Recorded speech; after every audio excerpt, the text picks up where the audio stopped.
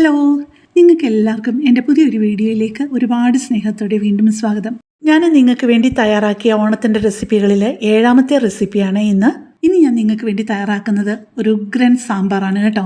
ഞാൻ തന്നെ ഒരു സാമ്പാർ പൊടി ഉണ്ടാക്കി പോസ്റ്റ് ചെയ്തിരുന്നു. അപ്പം കുറേ പേര് ആവശ്യപ്പെട്ടു ആ സാമ്പാർ പൊടി കൊണ്ട് സാമ്പാർ ഉണ്ടാക്കാനായിട്ട്.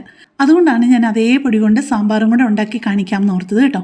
ഇപ്പം ഞാൻ അതിന് വേണ്ടിയിട്ട് എടുത്തിരിക്കുന്നത് സാമ്പാർ പരിപ്പ് ഒരു 1/2 കപ്പാണ്. എല്ലാം അളവ് കപ്പിൻ്റെ കണക്കിനും അളവ് സ്പൂണിൻ്റെ കണക്കിനുമാണ് ഞാൻ പറയുന്നത്. എന്നിട്ട് അത് വൃത്തിയായിട്ട് നന്നായിട്ട് 2-3 പ്രാവശ്യം ഒന്ന് കഴുകിയിട്ട് ഒരു 10-15 മിനിറ്റ് അതൊന്ന് കുതിരാനായിട്ട് വെക്കണേ. ഇപ്പോൾ കുതിരാനായിട്ട് വെച്ച് കഴിഞ്ഞിട്ട് 15 മിനിറ്റ് കഴിഞ്ഞിട്ട് ഇപ്പോൾ പ്രഷർ കുക്കറിലോട്ട് ആക്കുകയാണേ. അതിലേക്ക് 2-2.5 കപ്പോ വെള്ളം ഒഴിച്ചു കൊടുത്തിട്ട് അതിനകത്തിട്ട് കുറച്ച് കാര്യങ്ങൾ ചേർക്കാനുണ്ട്.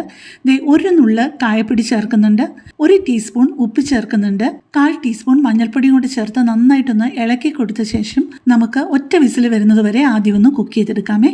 ഇപ്പോൾ പ്രഷർ കുക്കർ അടച്ചു കൊടുത്തിട്ടുണ്ട്. നമുക്ക് ഒരു വിസിൽ വരുന്നത് വരെ വെയിറ്റ് ചെയ്യാമേ. ഇനി പച്ചക്കറികൾ എന്തൊക്കെയാണ് എടുത്തിരിക്കുന്നതെന്ന് നോക്കാമേ. ഇത് കുറച്ച് കൂടുതലുണ്ട്. ഇത് പക്ഷേ മുഴുവനും ഞാൻ ചേർക്കുന്നില്ല കേട്ടോ. ചെറിയ ഒരു ഉള്ളി കുറച്ച് വലിയ കഷ്ണങ്ങളായിട്ട് മുറിച്ച് വെച്ചിട്ടുണ്ട്. ഒരു മീഡിയം വലിപ്പത്തിലുള്ള ഒരു പൊട്ടറ്റോ എടുത്തിട്ടുണ്ട്. ചെറിയൊരു മുരിങ്ങയ്ക്ക, മൂക്കാത്ത മുരിങ്ങയ്ക്ക നോക്കി മേടിക്കണേ. പിന്നെ ഒരു 8-10 കൊച്ചുള്ളി എടുത്തിട്ടുണ്ട്. ഒരു വലിയൊരു ക്യാരറ്റിൻ്റെ പകുതി എടുത്തിട്ടുണ്ട്. ഒരു ചെറിയൊരു കായും എടുത്തിട്ടുണ്ട്. ഇത്രയുമാണ് കറിയിലേക്ക് ചേർത്തത്.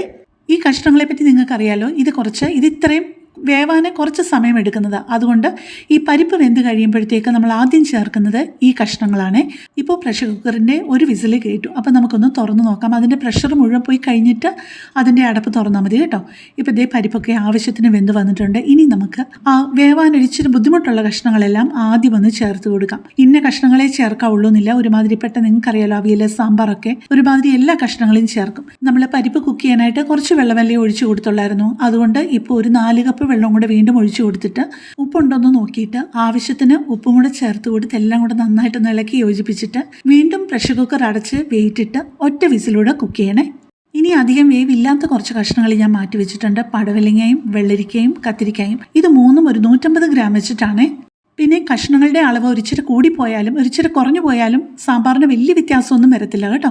ഇപ്പോൾ ആദ്യത്തെ പച്ചക്കറികൾ ഇട്ടിട്ട് ഒരു വിസിൽ കേട്ട് കഴിഞ്ഞിട്ടുണ്ട്. നമുക്കൊന്ന് നോക്കാം. എല്ലാം നല്ല പാകത്തിന് വെന്ത് വന്നിട്ടുണ്ട്, മുരിങ്ങയ്ക്കൊന്നും ഉടഞ്ഞു പോകാതെ. ഇനിയിപ്പം നമുക്ക് അധികം വേവില്ലാത്ത കഷ്ണങ്ങളെല്ലാം കൂടെ ചേർക്കാവേ.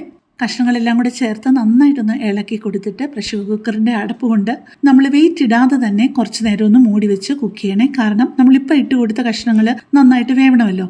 അപ്പോൾ ആ സമയം കൊണ്ട് നമുക്കൊന്ന് താളിക്കാനെടുക്കാം. ഇപ്പോൾ ആ ചട്ടിയിലേക്ക് ഒഴിച്ചു കൊടുത്തിരിക്കുന്നത് 2 ടേബിൾ സ്പൂൺ വെളിച്ചെണ്ണയാണ്.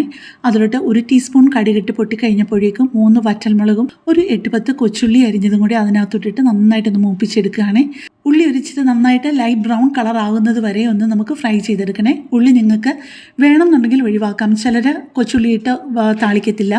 വെറുതെ വറ്റൽമുളകും കടുകും കറിവേപ്പിലയും മാത്രം ഇട്ടിട്ട് സാമ്പാർ പൊടിയിട്ട് എടുക്കത്തേ ഉള്ളൂ. ഇപ്പോൾ ഈ ഒരു ബ്രൗൺ കളർ ആകുന്നത് വരെ ഒന്ന് ഫ്രൈ ചെയ്തെടുത്ത് കഴിഞ്ഞിട്ട് ആ ചട്ടിയുടെ ഫ്ലെയിം അങ്ങ് ഓഫ് ചെയ്തിട്ട് ചെറിയ ചൂടുള്ളപ്പം വേണം നമ്മൾ ഇതിലേക്ക് സാമ്പാർ പൊടി ചേർക്കാനായിട്ട്.